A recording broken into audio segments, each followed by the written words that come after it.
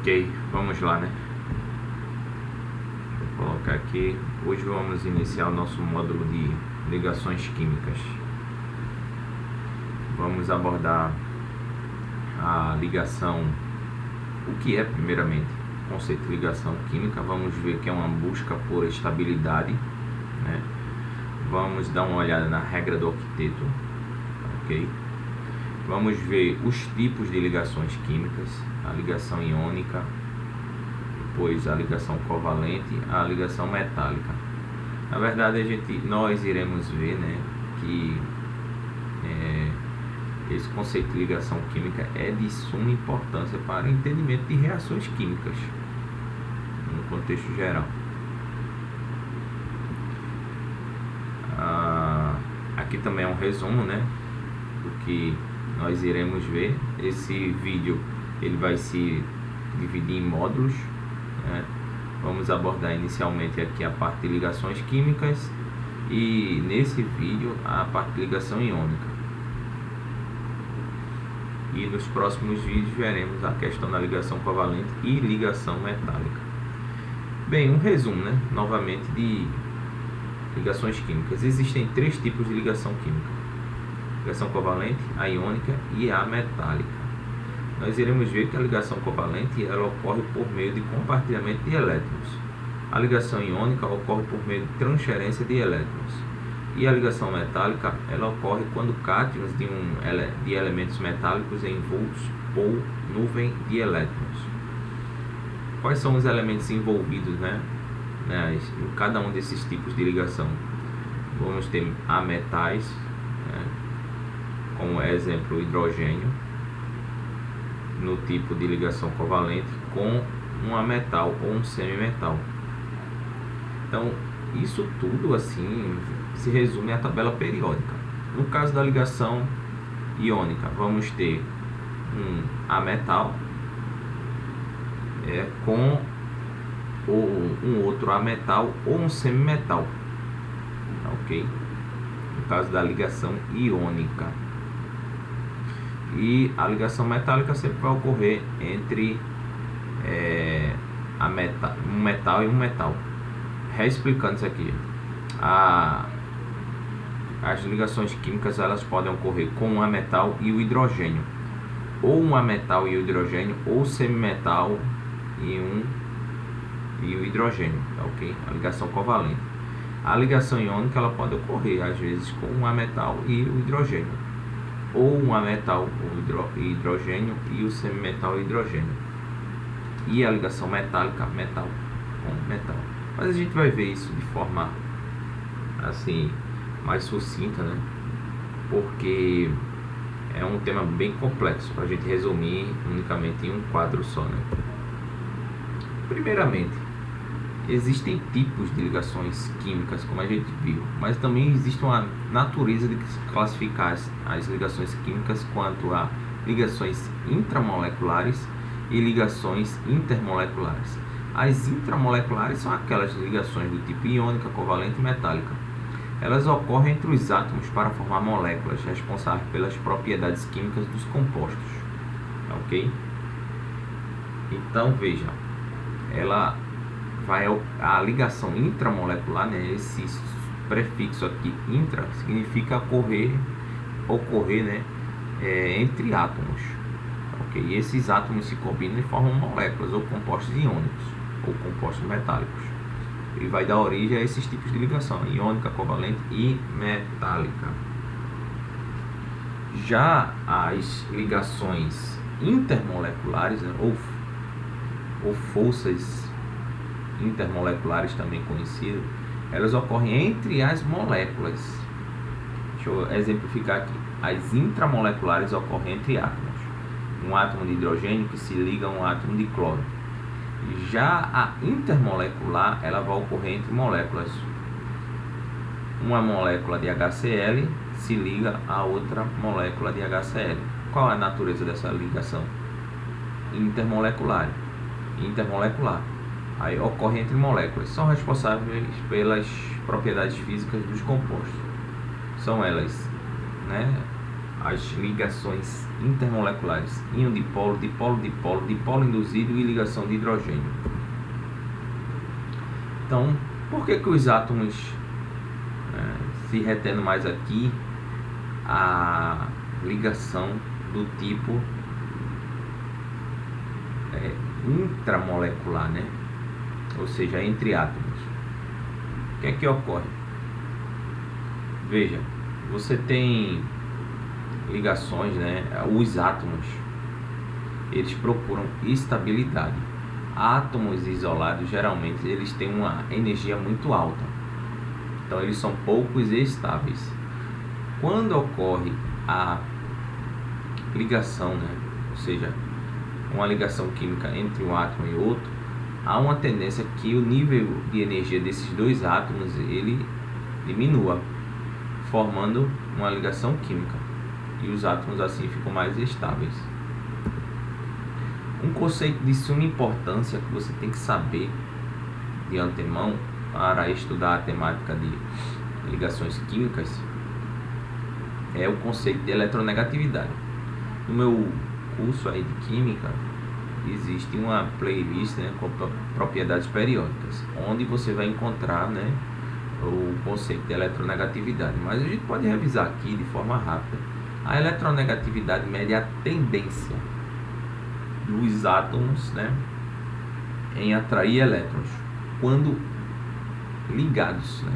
Ou seja, só faz sentido em você falar em eletronegatividade se você tiver uma ligação química, ok? Um átomo isolado não dá para você medir a eletronegatividade, ou não faz sentido você falar em eletronegatividade, só faz sentido quando você fala em termos de ligação química, falar de eletronegatividade.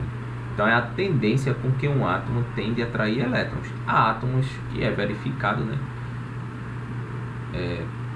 que os mesmos têm uma grande tendência em atrair elétrons. Atrair não significa ficar com o elétron para si, tá, ok? E há outros átomos que, vamos dizer, não tem essa grande tendência. Exemplo aqui é uma molécula de HCl, o cloreto de hidrogênio, né? Ele tem o cloreto de hidrogênio, o cloro, ele tem uma grande tendência de atrair elétrons para si, tá, ok? Diferentemente do hidrogênio, que tem uma grande tendência de doar elétrons. Mas isso só faz sentido se você falar eletronegatividade se você tiver uma ligação química, como é o caso aqui, ó, entre o hidrogênio e o cloro, ok? E então, veja, como é que a eletronegatividade ela cresce, né? Nós sabemos de antemão que nos períodos, né? Isso aqui é uma escala de eletronegatividade, é aquela escala mais famosa, né? A escala de Pauling. Você vê aqui que o elemento eletronegativo mais eletronegativo da tabela periódica é o flúor, e o menos eletronegativo, ó, é o césio, tá, ok? Então a eletronegatividade nos períodos cresce da esquerda para a direita. Quanto mais você tiver à direita, mais eletronegativo será o elemento químico. E veja também, a eletronegatividade ela cresce de baixo para cima. Isso é devido ao quê? Primeiramente, a carga nuclear efetiva, né? Você nota aqui que o número atômico não cresce da esquerda para a direita, então a carga nuclear efetiva também vai crescer da esquerda para a direita, fazendo com que os átomos mais à direita da tabela periódica tenham essa tendência de atrair mais elétrons, tá, ok? Agora vejam um fato interessante. Também o raio atômico ele cresce, né, no sentido contrário da carga nuclear efetiva. Então, só resumindo aqui, o que vai influenciar a eletronegatividade? O raio atômico, a carga nuclear efetiva, principalmente a carga nuclear efetiva, porque quanto maior a carga nuclear efetiva, maior é a eletronegatividade, como no caso aqui o flúor, né? Então veja, nas famílias o que vai influenciar bastante não só a carga nuclear efetiva, hein, mas o tamanho do átomo, né? Quanto menor o átomo, né, a gente sabe que os átomos isolados, né, o raio atômico, né, quando medido, ele cresce de cima para baixo, porque a quantidade de camadas cresce, né? primeiro período, segundo período, terceiro período, quarto período, quinto período, sétimo período. Quanto maior o período, maior é o número de camadas. Então os átomos menores ficam lá no topo da tabela, menores ficam lá no topo da tabela periódica. Tá ok? Fazendo com que a eletronegatividade de átomos pequenos seja maior do que a dos átomos maiores, que estão lá embaixo da tabela periódica. Então assim, quanto maior, né, o átomo, menor a eletronegatividade, ok? Isso é uma tendência geral também em termos de carga nuclear efetiva, né? Porque a carga nuclear efetiva aqui de um átomo grande é pequena, fazendo com que ele tenha pouca tendência de atrair elétrons quando ligados, né, a outro átomo. Então vamos prosseguir aqui, veja que coisa interessante aqui.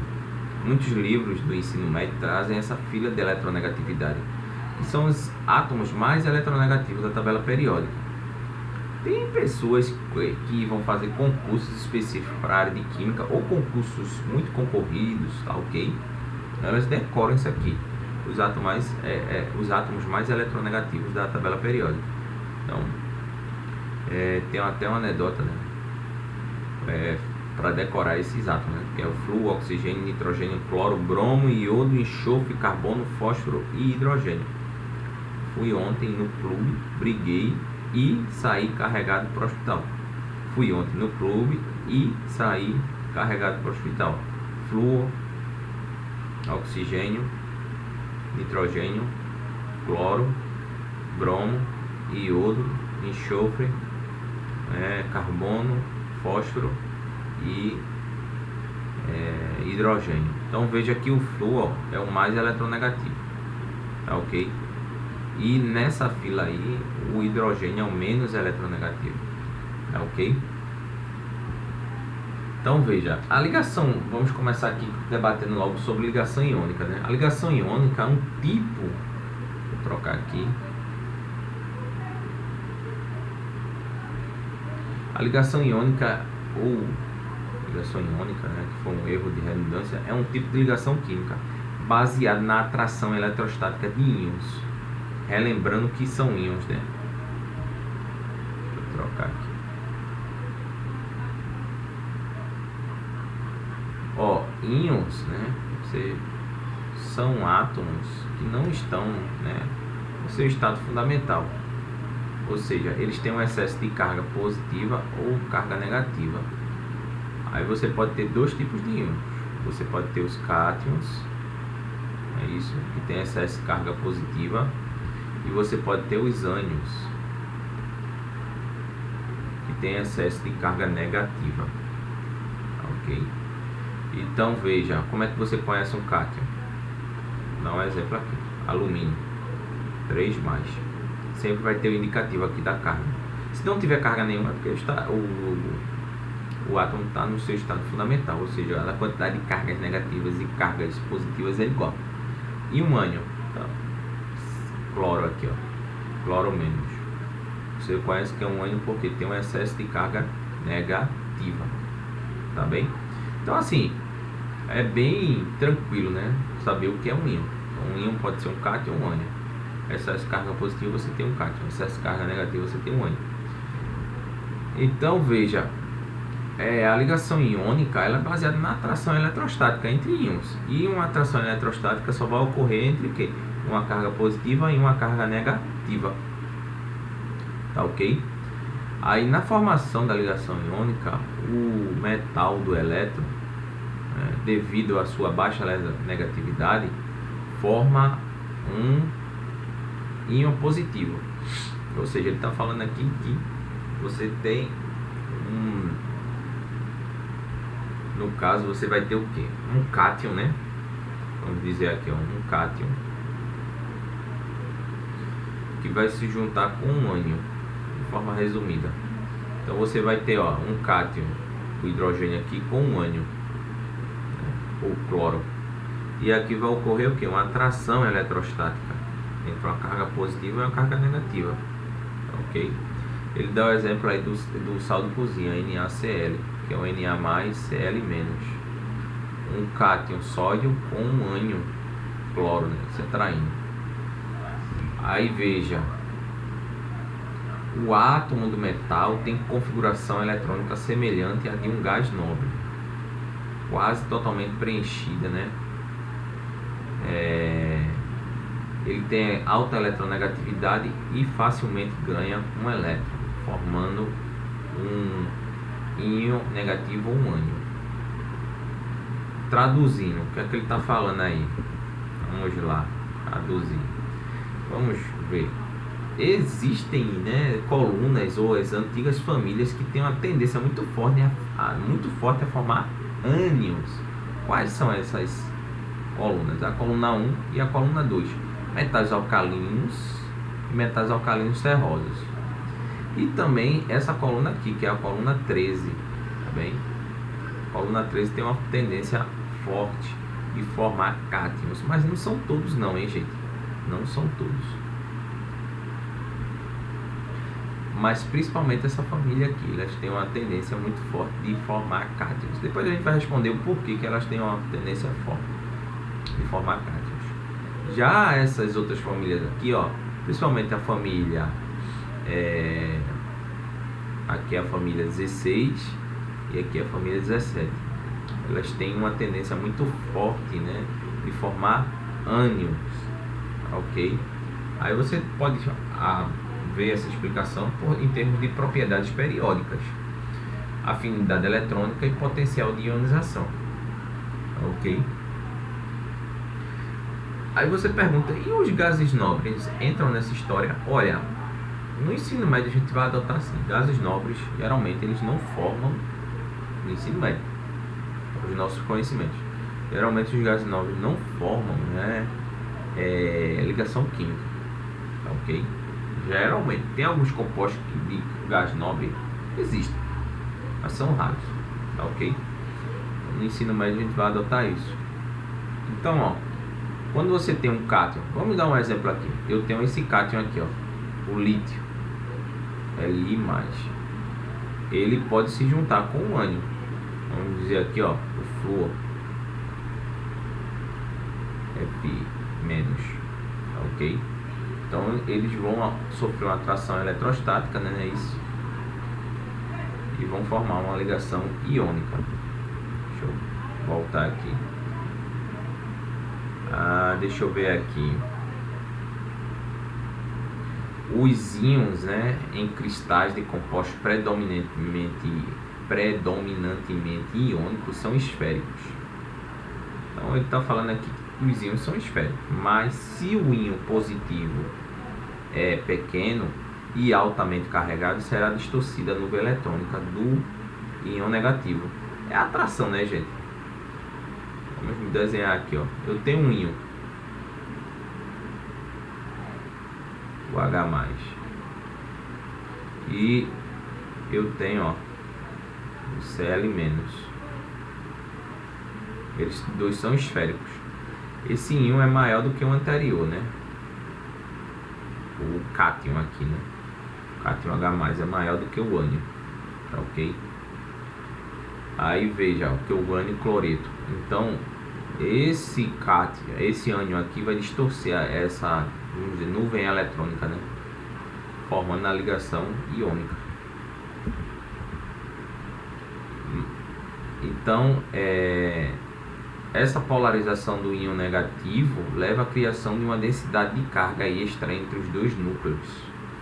Exemplo, a covalência parcial. Íons grandes, né, íons negativos ou os ânions, né, grandes são mais facilmente polarizáveis, mas o efeito só tem relevância quando os íons com carga 3+, ou seja, o alumínio 3+, estão envolvidos. No entanto, íons com carga 2+, ou seja, o berílio ou até lítio, só tem uma carga positiva, demonstram algum grau de polarização devido ao seu pequeno raio atômico. O grau de polarização depende da relação de carga e tamanho, geralmente chamada densidade de carga. Traduzindo isso aqui, gente, ele está explicando a natureza aqui da ligação iônica, tá ok? Isso vai dar muito assim, dependendo dessa questão do conceito de densidade de carga. Eu trouxe esse texto, pode até ser um pouco confuso, por quê?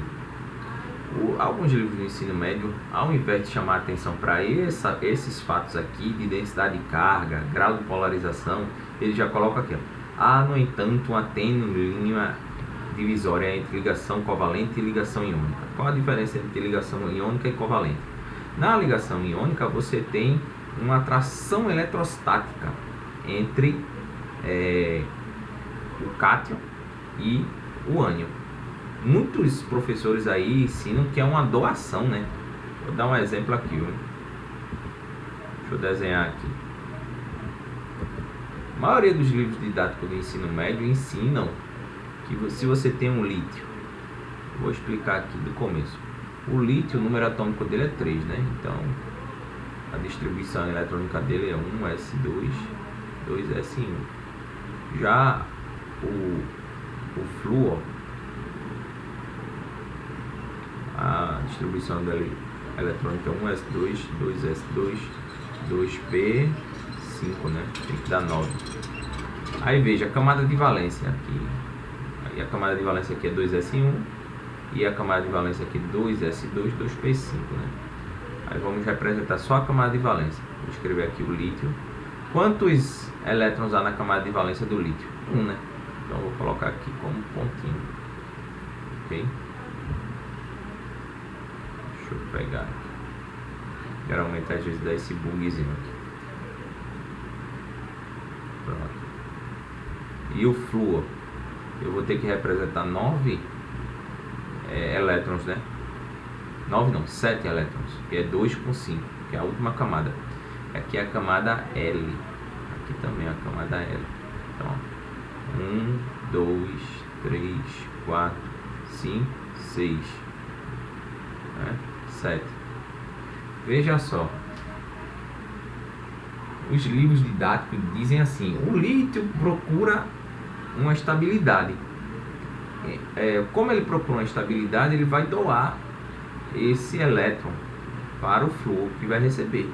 Mas não é bem assim. Não é bem assim. Na verdade, numa ligação iônica não há doação de elétrons e nem recepção de elétrons. O que há é uma atração eletrostática de íons previamente formados. Então, isso, a maioria dos professores do ensino médio não ensina isso, hein?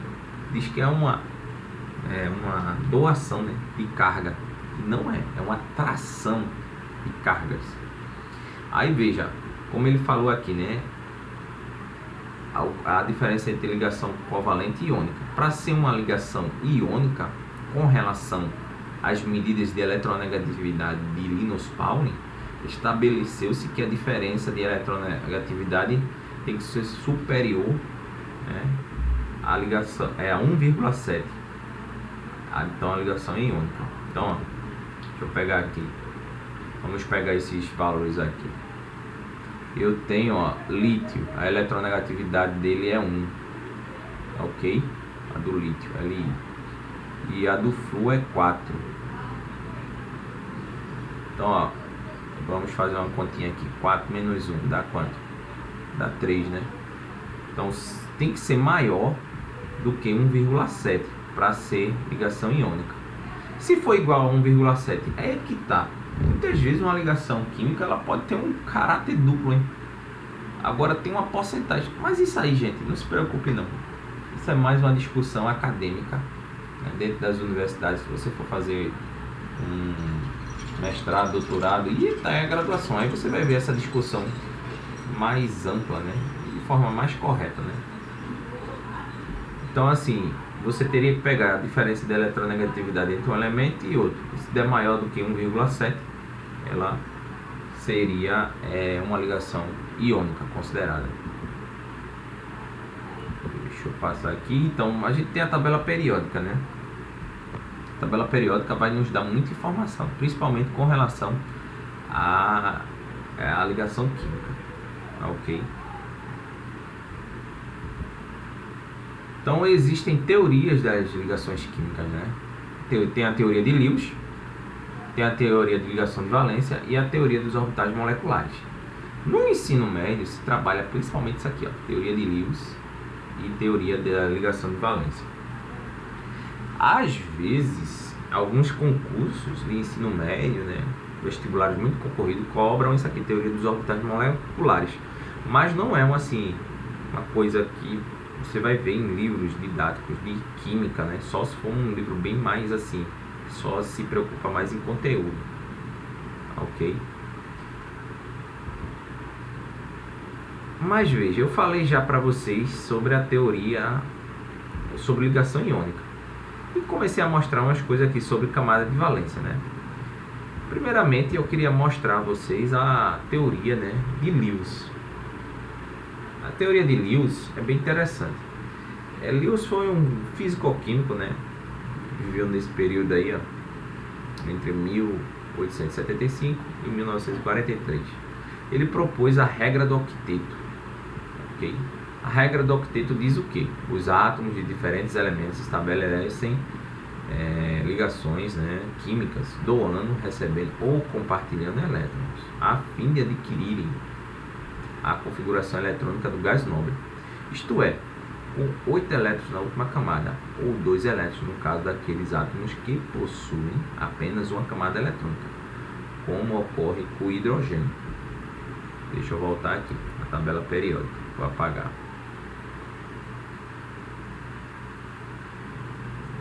Veja, os átomos, segundo Lewis, tentam imitar a configuração eletrônica de quem? Dos gases nobres. Vou pegar aqui o hélio. Qual é o número atômico do hélio? É 2, né? Qual a distribuição eletrônica dele? 1s2. Qual é a configuração eletrônica do hidrogênio? O número atômico dele é 1. Então, ele vai ter 1s1. Então, como é que o hidrogênio consegue, vamos dizer assim, tem uma semelhança, né, com a distribuição eletrônica do hidrogênio, do hélio. O hélio tem 2 elétrons na última camada, né? O hidrogênio, que é a camada de valência, o hidrogênio só tem 1. Então, qual vai ser a tendência do hidrogênio? Querer ganhar elétrons, né, para outro elemento químico, ok? Isso foi uma coisa que o Lewis notou. E o neônio? O neônio tem número atômico 10. Então, se a gente fizer a distribuição eletrônica aqui, 1s2, 2s2, 2p, 6, não é isso? A última camada de valência tem quantos elétrons? 8 elétrons. Isso aqui, ó, é a coluna 18 da tabela periódica, ou antigamente conhecida como família 8A. Ok? Por quê 8A? Porque todos esses, com exceção do hélio, mas a partir do neônio até o organossônio, que é um elemento químico novo aí, todos têm 8 elétrons na última camada, ok? Camada de valência, todos. Então, ó, neônio vai ter argônio, criptônio, xenônio, radônio e organossônio. Ok? Eles vão ter sempre 8 elétrons na última camada, que é a camada de valência. Por isso que eles estão aqui, ó, família 8A, ou coluna 18. Aqui a antiga família 7A, que é a família dos halogênios. Alguém já pode até deduzir, eles têm 7 elétrons na última camada. Aqui eu tenho a família do oxigênio, né, que é os calcogênios, a família 6A.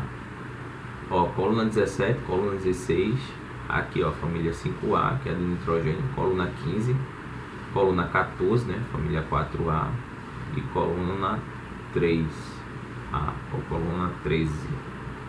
Então, e aqui ó, família 1A, ou coluna 1, e família 2A.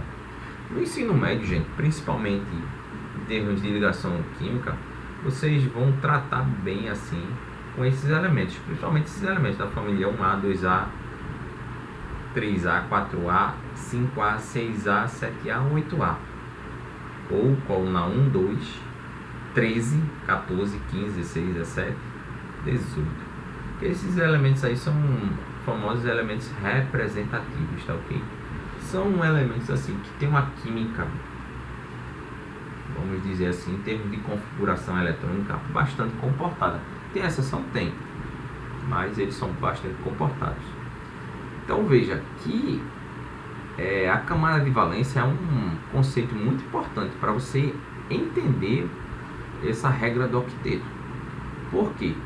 O neônio, voltando aqui, o neônio, ele não tem 8 elétrons na última camada. Então, os elementos aqui, ó, da família 1A, 2A, 3A, 4A, 5A, 6A ou 7A, ou querem imitar a configuração do hélio ou a configuração do neônio, ou do argônio, ou do criptônio, ou do xenônio, ou do radônio, ou do organossônio. Em termos de quê? Camada de valência. Eles querem ter 8 elétrons ou 2 elétrons, né, na última camada. Vou dar um exemplo aqui, ó, o lítio, número atômico 3, 1s2, 2s1. O que é que o lítio pode fazer aqui? Ele tem um elétron na última camada. Ele pode simplesmente doar esse elétron para alguém. Se ele doar, ele vai se transformar no cátion, né? Lítio mais, com configuração eletrônica 1s2. Essa configuração eletrônica é igual a de quem? O hélio, tá ok? E assim por diante, viu? Nós vamos ver nesse curso que sempre os elementos químicos eles vão ter essa tendência de querer ter uma configuração eletrônica igual a dos gases nobres. Então a gente vai ver, né, começar a ver a teoria de Lewis, né? É uma teoria bastante importante em termos de história e explica uma grande, assim, cobre uma grande gama, né, de fenômenos químicos, tá ok? Por isso que ela é muito importante. Então, a gente já sabe, né, o que é o octeto, né? Propôs a regra do octeto. O octeto é o que? Um gás nobre tem configuração eletrônica igual, né? Um gás nobre não, um elemento químico tem configuração eletrônica igual de um gás nobre.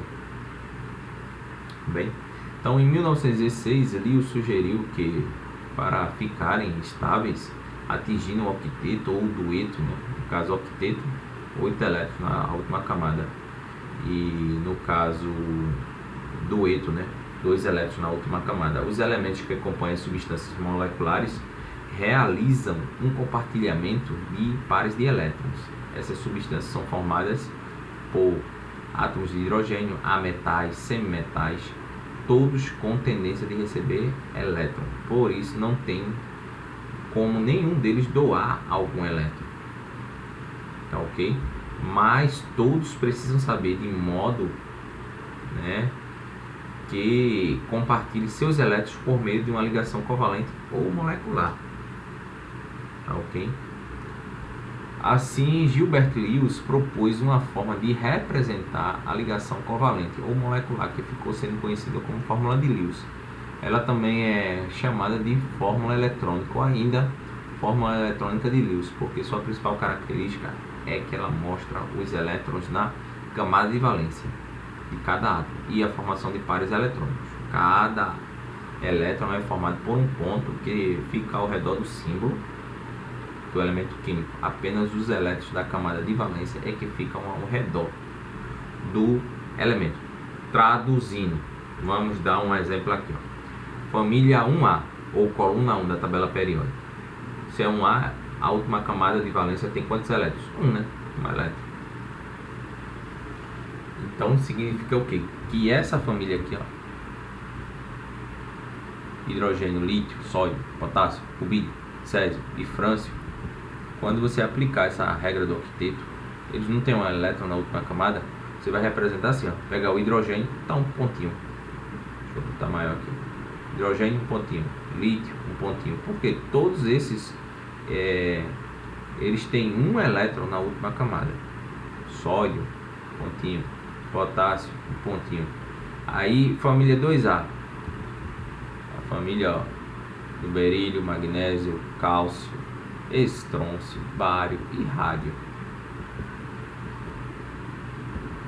O que é que eles fazem aqui? Qual é a diferença da família anterior? Família 2A, eles têm 2 elétrons na última camada. Ao invés de você colocar só um pontinho, você coloca 2 para representar esses elétrons na última camada. O berílio tem 2 pontinhos, o magnésio tem 2 pontinhos, o cálcio tem 2 pontinhos. Família coluna 13 ou 3A. Ó, boro e alumínio. Isso é 3A, 3 pontinhos. Alumínio, 3 pontinhos. Coluna 14 ou família 4A. Tem 4 elétrons na última camada. Então, ó, você coloca aqui, ó, carbono e silício. 4 elétrons na última camada. Estou notando que eu estou representando os elétrons da última camada. Aí a família 5A ou coluna 15. Então, ó, 5 elétrons na última camada, nitrogênio e fósforo, 5 elétrons, são 5 pontinhos. Família 6A ou a família dos calcogênios, né, que é a família do oxigênio. Oxigênio e enxofre, 6 elétrons na última camada. E família 7A ou coluna 17, flúor, ok, 7 elétrons e cloro, 7 elétrons. Bem como a família dos gases nobres, né?